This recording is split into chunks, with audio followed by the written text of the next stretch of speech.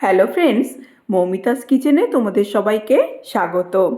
প্রথমেই বলি সরি বন্ধুরা, অনেক দিন যাবৎ কোনো রেসিপির ভিডিও তোমাদের সাথে শেয়ার করতে পারিনি। আজ এসেছি নতুন একটি রেসিপির ভিডিও নিয়ে।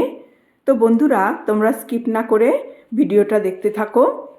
আজ করব বিটরুট বাটা কিংবা বিটরুটের ভর্তা। এই বিটরুট খুবই উপকারী একটি সবজি। শীতের মরশুমে প্রচুর পরিমাণ বিটরুট পাওয়া যায়। বিটরুটের ভর্তা ভাত দিয়ে খেতে যেরকম ভালো লাগে, তেমনি রুটি দিয়েও এটা পরিবেশন করা যায়। এখন এসো রেসিপিটি আরম্ভ করি। বিটরুটের ভর্তা বানানোর জন্য নিয়ে নিয়েছি দুটো বড় সাইজের বিটরুট।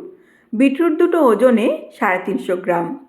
খুব ভালোভাবে জল দিয়ে ধুয়ে নিয়েছি। এখন বিটরুট দুটো খুব ভালোভাবে খোসা ছাড়িয়ে নেব। খোসা ছাড়িয়ে নিয়েছি, আর নিচের দিকে শিকড়ের পোর্শনের মুখটা কেটে নিয়েছি, আর উপরের দিকের মুখটা রেখে দিয়েছি। এখন গ্রেটারের সাহায্যে বিটরুট দুটো গ্রেট করে নেব। বিটরুট বেশি শক্ত না, নরম সবজি, তাই খুব সহজেই গ্রেট করা হয়ে যাবে। বন্ধুরা, তোমরা বিটরুট টুকরো টুকরো করে মিক্সিতে দিয়েও পেস্ট করে নিতে পারো, কিন্তু মিক্সিতে পেস্ট করলে একটু জল দিতে হয়। সেক্ষেত্রে পেস্টটা পাতলা হয়ে যায়, আর রেসিপিটা রান্না করতেও সময় বেশি লেগে যায়। বিটরুট বেশি সময় রান্না করলে এর যে উপকারী গুণাগুণ আছে সেগুলো নষ্ট হয়ে যেতে পারে। তাই বিটরুট গ্রেটারের মাধ্যমে গ্রেট করে নিলেই বেশি ভালো হয়। আগেই বলেছি বন্ধুরা, বিটরুট খুবই উপকারী একটি সবজি।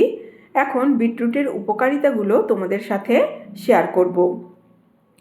বিটরুটের দেখো মুখটা কাটিনি বলে মুখটা ধরে বিটরুটটা গ্রেট করতে অনেক সুবিধা হয়েছে। একটা বিটরুট গ্রেট করা হয়ে গেছে, এখন অন্যটাও এইভাবে গ্রেট করে নেব। এই সবজি অ্যান্টিঅক্সিডেন্টে ভরপুর একটি সবজি।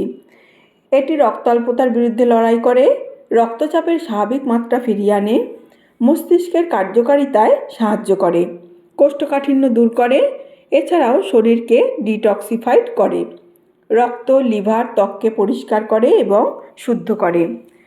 বিটরুটের পেস্ট করে রসটা বের করে যদি খাওয়া হয়, তাহলে সেই রসটাও যাদের গেঁটে বাত আছে কিংবা আর্থারাইটিস আছে সেটা কমাতেও এটা সাহায্য করে। দুটো বিটরুট গ্রেট করা হয়ে গেছে, খুব ভালোভাবে গ্রেট করা হয়েছে। এখন নেক্সট স্টেপে চলে যাব। বিটরুট ভর্তায় রসুন বাটা দিতে হবে, তাই আমি এখানে নিয়ে নিয়েছি 7 কোয়া রসুন। আমি এখানে বড় বড় সাইজের রসুনের কোয়া নিয়েছি।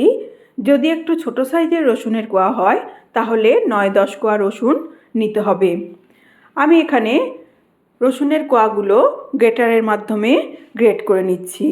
তোমরা চাইলে থেঁতো করেও দিতে পারো কিংবা রসুন বেটেও ব্যবহার করতে পারো।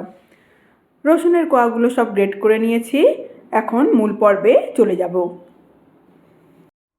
কড়াইতে 3 টেবিল চামচ সর্ষের তেল দিয়ে গ্যাস ওভেন জ্বালিয়ে বসিয়ে দিয়েছি। এখন একটু গরম হলে এতে দিয়ে দেবো 1 মুঠো পরিমাণ কাঁচা বাদাম। স্লো ফ্লেমে বাদামগুলো খুব আস্তে আস্তে ভেজে নিতে হবে। বাদাম ভাজার সময় ফ্লেম বেশি জোরে দিলে বাদামের বাইরেটা কালো হয়ে যাবে, কিন্তু ভিতরটা কাঁচা থেকে যাবে। তাই স্লো ফ্লেম করে ধীরে ধীরে বাদামগুলো ভেজে নিতে হবে। স্লো ফ্লেমে বাদামগুলো সব লাল করে ভাজা হয়ে গেছে। এখন বাদামগুলো সব তুলে নেব। এই বিটরুট ভর্তায় বাদাম দিলে ভর্তাটা আরও বেশি সুস্বাদু হয়ে ওঠে। বাদাম ভাজা তেলের মধ্যে দিয়ে দেবো 2টো শুকনো লঙ্কা ফোড়ন। মিডিয়াম ফ্লেমে শুকনো লঙ্কা দুটো একটু ভাজা হলে তারপর এতে দিয়ে দেবো গ্রেট করে রাখা বিটরুটটা।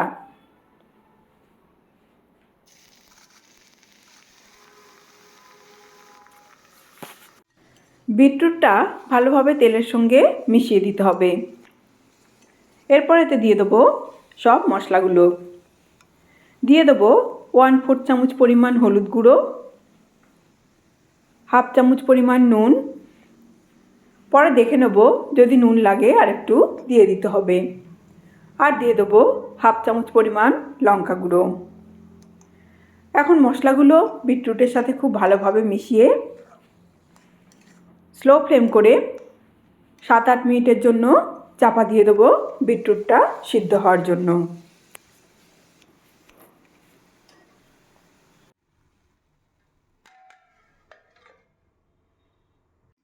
সাত আট মিনিট পরে চাপা খুলে বিটরুটটা একটু নাড়াচাড়া করে দেব যাতে কড়ার তলায় আটকে না যায়।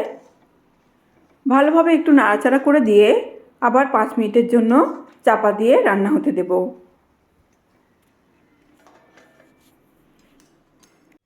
5 মিনিট পরে চাপা খুলে রেসিপিটা একটু নাড়াচাড়া করে দিতে হবে।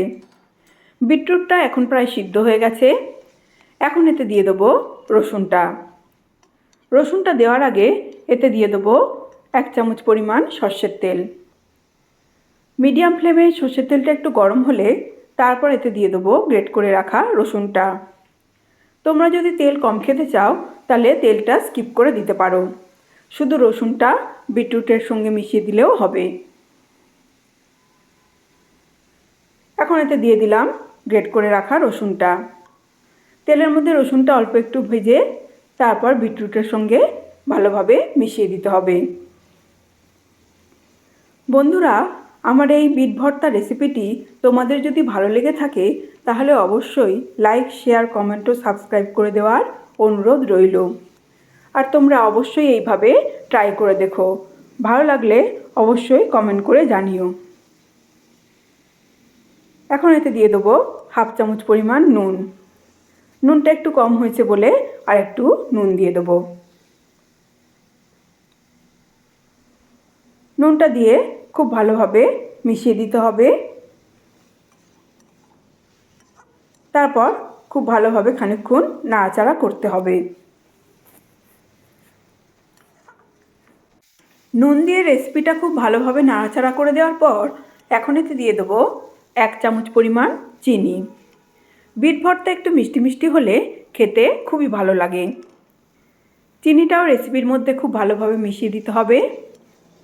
তো বন্ধুরা, তোমরা অবশ্যই এইভাবে বিট ভর্তা ট্রাই করে দেখো, আশা রাখছি খুবই ভালো লাগবে।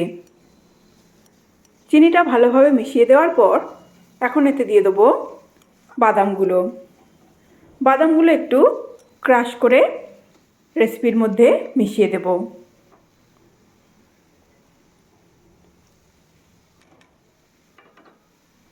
খুব ভালোভাবে বাদামগুলো মিশিয়ে একটু নাড়াচাড়া করে দেব। এখন রেসিপিটা একদম শেষ পর্যায়ে চলে এসছে। আজ এখানেই শেষ করলাম বন্ধুরা। এখন গ্যাসের ফ্লেম বন্ধ করে দেব। আজ আসি, নমস্কার।